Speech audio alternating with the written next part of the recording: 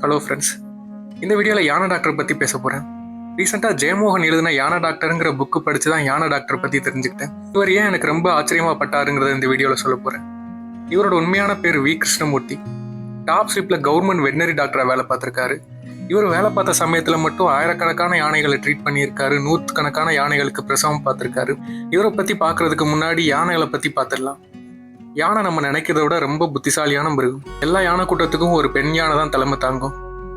எந்த சீசனில் எங்கே தண்ணி இருக்கும், எங்கே உணவு இருக்குங்கிற தகவல்கள் எல்லாம் தன்னாதாரர்கள் மூலமாக தெரிஞ்சுக்கிட்டு அதன் மூலமாக தன்னோட கூட்டத்தை வழி நடத்தும். ஒரு நாளைக்கு 50 கிலோமீட்டர் நடக்கும், சுமார் 30 லிட்டர் தண்ணி குடிக்கும். மனிதர்களோட ஆக்கிரமிப்பு அப்புறம் சுற்றுலா போகிறவங்களால யானைகள் ரொம்பவே பாதிக்கப்படுது.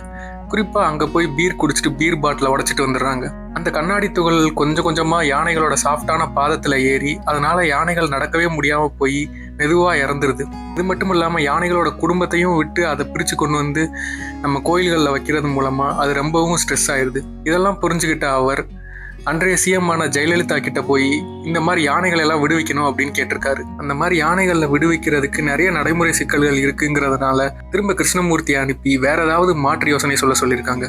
நம்மள நிறைய பேர் வாரத்தில் 5 நாள் வேலை பார்த்துட்டு வீக்கெண்ட் 2 நாள் ஊட்டி கொடைக்கானல்னு போவோம். போய் அங்கே இருக்கிற பசுமையான இடங்களை பார்த்துக்கிறதுக்கும் அங்கே சுற்றுறது மூலமாகவும் பூஸ்ட் ஆகி திரும்ப உற்சாகமாக வீட்டுக்கு வந்துடும்.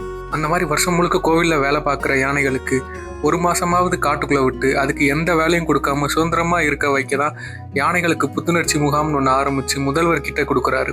அதை ஏற்றுக்கிட்டு சிஎம் ஜெயலலிதாவும் அதை நடைமுறைக்கு கொண்டு வராங்க. இந்தியா மட்டும் இல்லாமல் உலகத்தில் எந்த யானைகளை பற்றி தகவல்கள் வேணும்னாலும் டாக்டர் கிருஷ்ணமூர்த்தியோட புக்ஸ் அண்ட் ஆர்டிகல்ஸை தான் ரெஃபரன்ஸாக எடுத்துக்கிறாங்க. இவரை பற்றி ஆச்சரியப்பட்டு தான் இந்த படத்தை வரைஞ்சேன். இன்னொரு கதை மற்றும் ஓவியத்தில் சந்திக்கலாம். நன்றி.